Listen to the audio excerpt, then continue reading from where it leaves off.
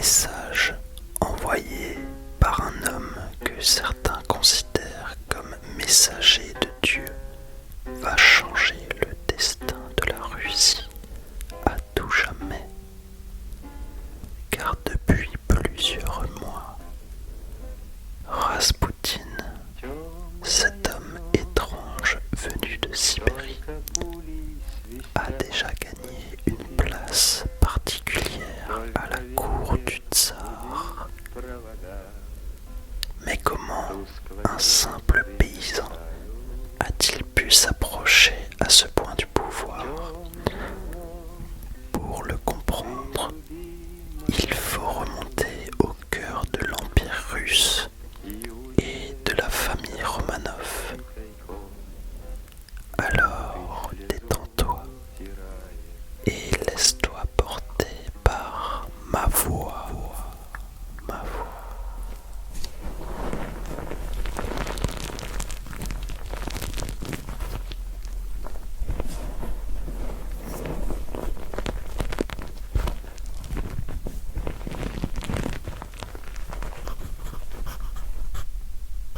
À la fin du XIXe siècle, l'Empire russe est l'un des plus vastes au monde. Plus de 170 millions d'habitants répartis sur un territoire immense, dirigé par un seul homme, le tsar Nicolas II. Son pouvoir est absolu. Il n'existe ni véritable constitution, ni contre-pouvoir capable de limiter ses décisions. Mais derrière cette apparente puissance, la réalité est bien différente. Près de 80% de la population est composée de paysans, souvent pauvres, parfois à la limite de la survie.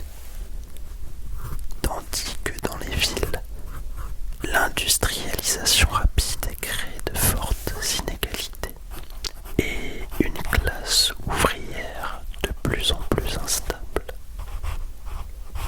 Cette situation n'apparaît pas soudainement. Depuis la fin du XIXe siècle, la Russie tente de se moderniser, mais cette modernisation est brutale et déséquilibrée. Les usines se développent rapidement, notamment à Saint-Pétersbourg et à Moscou, attirant des milliers de travailleurs dans des conditions de vie difficiles. Les journées sont longues, les salaires sont faibles et les protections quasi inexistantes. En parallèle, dans les campagnes, les paysans restent lourdement endettés malgré l'abolition du servage qui date de 1861. Beaucoup vivent encore dans une grande précarité. En 1905, ces tensions explosent. Après une défaite humiliante contre le Japon qui révèle les faiblesses de l'Empire, une manifestation pacifique est organisée à Saint-Pétersbourg pour demander des réformes. Mais cette manifestation est violemment réprimée par l'armée lors de ce qu'on appellera plus tard le Dimanche rouge. Cet événement choque profondément le pays et déclenche une vague de grèves, de révoltes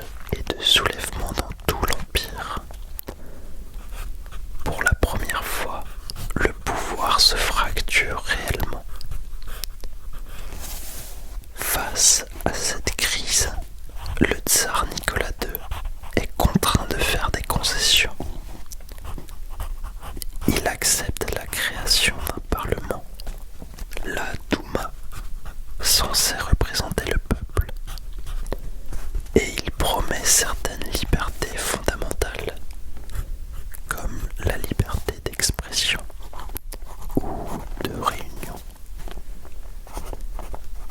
Mais dans les faits, ces réformes restent limitées.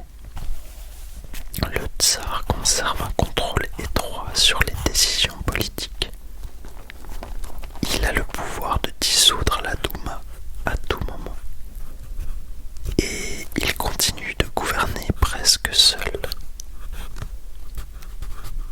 Cette ouverture partielle, perçue comme insuffisante, ne fait qu'accentuer la frustration et la méfiance envers le régime. À partir de ce moment, la Russie entre dans une période d'instabilité durable. Les tensions sociales persistent, les mouvements révolutionnaires s'organisent et l'autorité du pouvoir impérial s'effrite lentement. Pourtant, au sommet de l'État, cette fragilité est mal perçue. À la cour impériale, le pouvoir reste largement coupé des réalités du pays. La famille impériale vit dans un environnement protégé, entouré de rituels, de traditions et d'une forte dimension religieuse. La tsarine Alexandra Fedorovna, en particulier, est profondément convaincue que le pouvoir des Romanov est d'origine divine. Dans cette vision, le tsar ne gouverne pas seulement en tant que chef d'État, mais comme représentant de Dieu sur terre. Une croyance qui renforce l'idée que certaines personnes en dehors des institutions officielles peuvent être choisies pour transmettre une forme de vérité ou de volonté divine.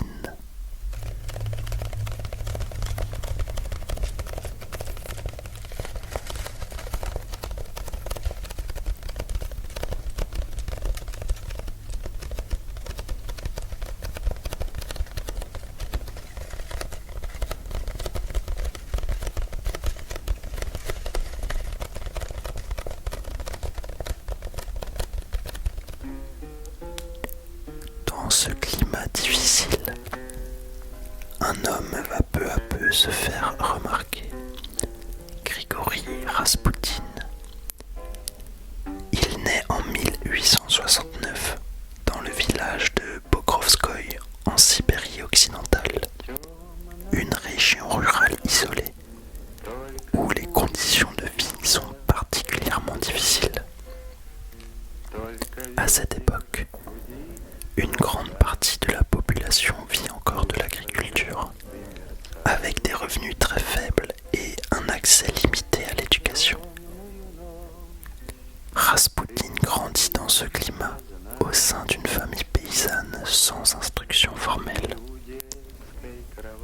Comme la majorité des jeunes paysans russes de son époque, il ne sait ni lire ni écrire correctement, ce qui le place en marge des élites, mais au plus près de la réalité du peuple. Dans ses premières années, rien ne le distingue positivement. Plusieurs témoignages et récits locaux évoquent un comportement instable, marqué par l'alcool, des bagarres et des accusations de petits vols. Ces éléments, parfois flous, participent à construire une image négative de Raspoutine dans son environnement d'origine.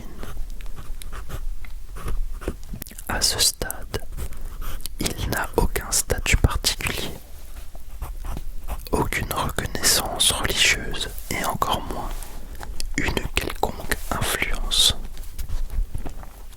Pourtant, vers la fin des années 1890, un tournant s'opère. Après avoir été accusé de vol, il affirme vivre une expérience religieuse intense qu'il interprète comme un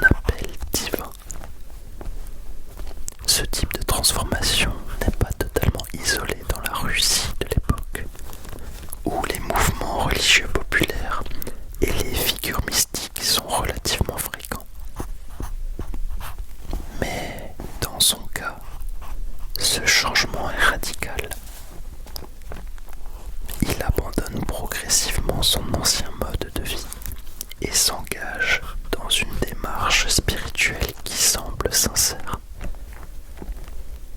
Il commence alors à parcourir de longues distances à pied, parfois sur plusieurs centaines de kilomètres. Ces voyages religieux, appelés pèlerinages, sont une pratique courante dans la tradition orthodoxe russe. Raspoutine se rend notamment au monastère de Verkhodourye, en Sibérie, un important centre spirituel de la région. Il y côtoie des moines, des croyants et d'autres pèlerins. Il observe leurs pratiques et s'imprègne progressivement d'une culture religieuse, non pas académique, mais née du vécu. Pendant plusieurs années, il alterne entre ces périodes de voyage et des retours dans son village. Son comportement évolue de manière visible. Il prie davantage, il adopte une vie plus sobre et développe une forme de charisme personnel. Il n'enseigne pas officiellement, mais il écoute, il conseille et il attire autour de lui des personnes en quête de sens ou de réconfort. Certains lui attribuent même une capacité à apaiser les troubles, notamment par la parole ou la prière. Mais Raspoutine n'a jamais été prêtre. Il n'est même pas reconnu par l'Église orthodoxe. Il ne possède aucune formation religieuse officielle. Pourtant, dans une société profondément marquée par la foi, cela ne joue pas forcément contre lui. Cette absence de statut le rend plus libre, moins contraint, et peut donner l'impression d'un homme plus authentique. À mesure que ses déplacements s'étendent, sa réputation grandit. Elle repose moins sur des faits vérifiables que sur des témoignages. Progressivement, une forme d'aura mystique se construit autour de sa personne. Et dans un pays plongé dans la crise, ce type de figure trouve un écho particulier. Il devient alors peu à peu un homme dont la présence intrigue autant qu'elle rassure.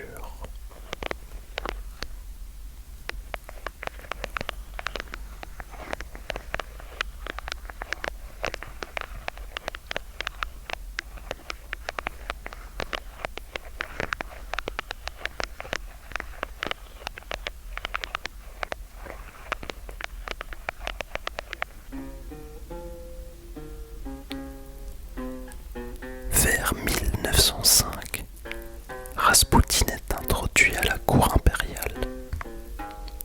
À cette époque, la famille impériale fait face à un problème majeur, tenu secret: l'état de santé de l'héritier du trône, Alexeï Nikolaïevitch. Le jeune garçon souffre d'hémophilie, une maladie génétique qui empêche le sang de coaguler normalement. À cette époque, il n'existe aucun traitement efficace. La moindre blessure peut provoquer des hémorragies graves, parfois internes, extrêmement douloureuses et potentiellement mortelles. Pour la tsarine, la situation est insoutenable. Les médecins échouent à soulager durablement son fils, et chaque crise renforce son sentiment d'impuissance. En 1907, la situation de la famille impériale devient critique. Le tsarevitch Alexis Nikolaïevitch est atteint d'une crise particulièrement grave.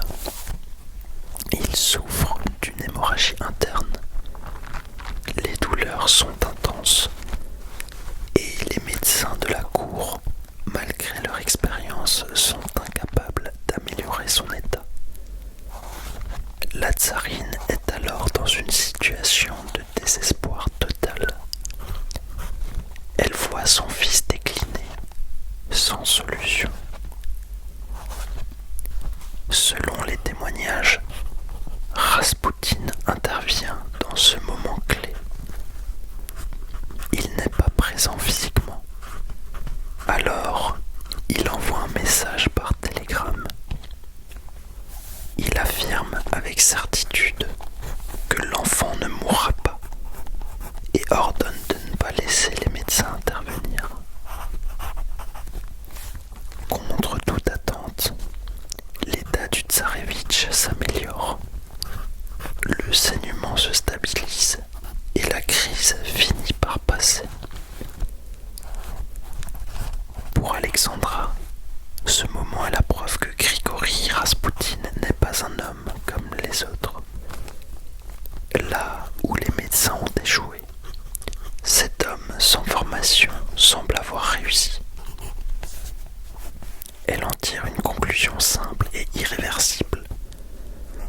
Raspoutine est envoyé par Dieu pour protéger son fils. À partir de cet instant, il devient indispensable. Et en gagnant la confiance absolue de la tsarine, il s'ouvre l'accès au cercle le plus fermé et le plus puissant de l'Empire russe. La relation entre Raspoutine et la tsarine dépasse rapidement le cadre purement spirituel. À mesure qu'il semble apaiser les crises de son fils, la confiance de la tsarine devient totale. Elle ne le voit plus seulement comme un conseiller religieux, mais comme un homme capable de guider ses décisions. Cette évolution est essentielle pour comprendre la suite. Dans une monarchie où le pouvoir est concentré entre les mains du tsar, l'influence sur la famille impériale équivaut indirectement à une influence sur l'État lui-même. Concrètement, Raspoutine ne détient aucune fonction officielle. Pourtant, il intervient dans les choix du pouvoir en influençant directement Alexandra. Il lui donne son avis sur certaines nominations, sur certaines décisions politiques ou administratives et sur la manière de réagir face aux crises. Mais cette influence prend une ampleur plus grande à partir de 1914, lorsque la Russie entre dans la Première Guerre mondiale. Le conflit mobilise des millions de soldats et met une pression considérable sur l'économie et la société. En 1915, le tsar Nicolas II fait un choix stratégique. Il décide de prendre personnellement le commandement de l'armée et il quitte la capitale pour le front. Cette décision a une conséquence directe. Le centre du pouvoir politique reste à Petrograd, mais il est désormais exercé en grande partie par la tsarine. Alexandra se retrouve alors dans une position extrêmement délicate. Elle doit gérer un pays en guerre, faire face aux pénuries, aux tensions sociales et aux critiques politiques, sans réelle expérience du gouvernement. Dans ce contexte, sa dépendance à Raspoutine s'accentue encore. Elle le consulte régulièrement, lui demande conseil sur des décisions concrètes et accorde une grande importance à ses réponses. Plusieurs lettres échangées entre eux, retrouvées après la chute du régime, prouvent cette proximité. La tsarine y exprime sa confiance, son besoin d'être guidée suit souvent ses recommandations. Sur le plan politique, cette influence se traduit notamment par une instabilité gouvernementale. Entre 1915 et 1916, plusieurs ministres sont nommés puis rapidement remplacés. Certains postes clés, comme celui de ministre de l'Intérieur ou des Transports, changent de titulaire à plusieurs reprises en peu de temps. Ces décisions sont parfois perçues comme étant liées aux avis de Raspoutine, même si le degré exact de son implication reste débattu. Ce qui est certain, en revanche, c'est que cette instabilité fragilise encore davantage un régime déjà sous pression. Très rapidement, cette situation alimente les rumeurs. Dans la capitale, mais aussi dans le reste du pays, une idée commence à se diffuser. Celle qu'un homme, sans titre officiel, au passé trouble, exercerait une influence déterminante sur le pouvoir impérial. Dans un contexte de guerre si tendu, cette perception devient particulièrement dangereuse. Pour une partie de l'opinion publique et des élites, le problème n'est pas seulement politique, mais presque symbolique. L'idée que le destin de l'Empire puisse être influencé par un homme extérieur aux institutions remet en cause la légitimité même du pouvoir. Et c'est précisément cette perception qui va progressivement transformer Raspoutine en cible et en ennemi à abattre.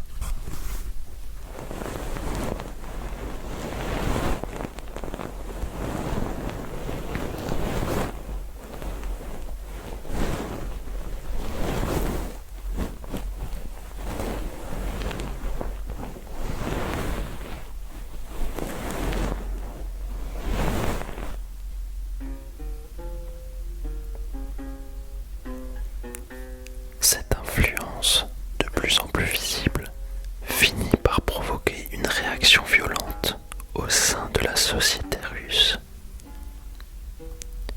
À mesure que le pouvoir semble lui échapper, les rumeurs autour de Raspoutine se multiplient et prennent une ampleur inédite. On l'accuse d'être un imposteur, d'exploiter la crédulité de la tsarine Alexandra Fedorovna, voire de manipuler psychologiquement son entourage. Certaines rumeurs vont encore plus loin. En pleine guerre contre l'Allemagne, on le présente comme un espion à la solde de l'ennemi, capable d'influencer les décisions pour affaiblir la Russie de l'intérieur. Sa vie privée alimente également les soupçons. Des récits circulent sur ses relations avec des femmes, sur des comportements jugés immoraux, voire déviants, renforçant son image d'homme dangereux, incontrôlable et profondément corrompu. Alors, peu à peu, son image se détériore. Raspoutine devient, pour une grande partie de l'opinion, l'incarnation même des dérives du régime. Au sein de l'aristocratie, la tension atteint un point de rupture. Plusieurs nobles influents sont convaincus que sa présence auprès du pouvoir impérial précipite la chute de la monarchie. Une idée s'impose alors, de plus en plus clairement. Tant qu'il reste en vie, le régime des Romanov est condamné. À la fin de l'année 1916, les tensions sont à leur comble. Pour une partie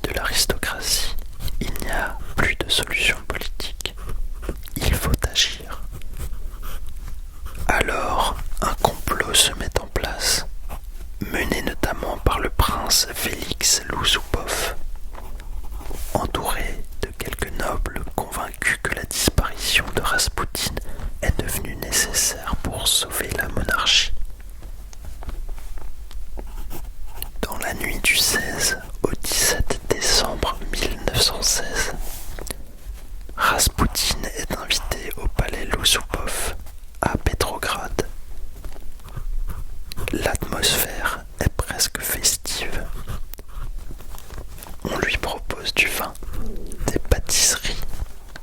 Selon le récit de Loussoupov lui-même, ces aliments sont empoisonnés au cyanure en quantité suffisante pour tuer plusieurs hommes. Pourtant, rien ne se passe. Raspoutine mange, il boit et ne montre aucun signe d'agonie. Alors, face à cet échec, Loussoupov prend une arme et lui tire dessus. Raspoutine s'effondre.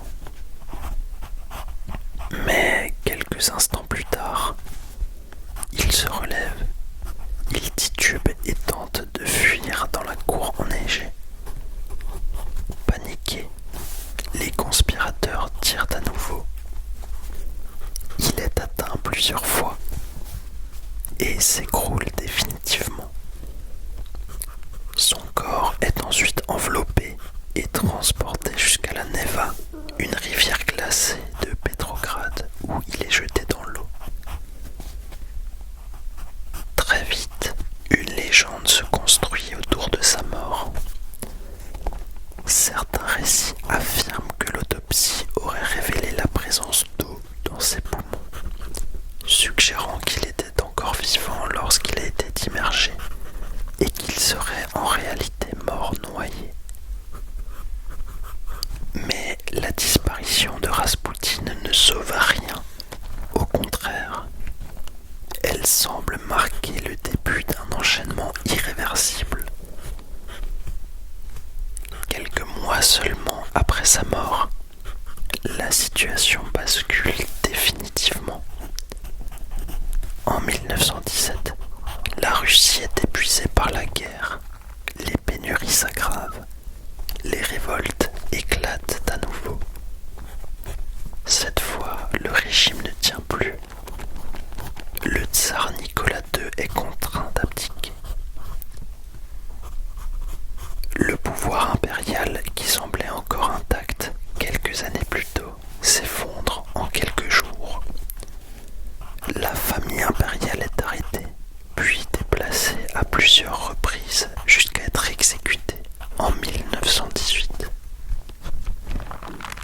La tsarine, Alexandra Fedorovna, leurs enfants et le tsar lui-même sont tués, mettant fin à plus de 3 siècles de règne des Romanov.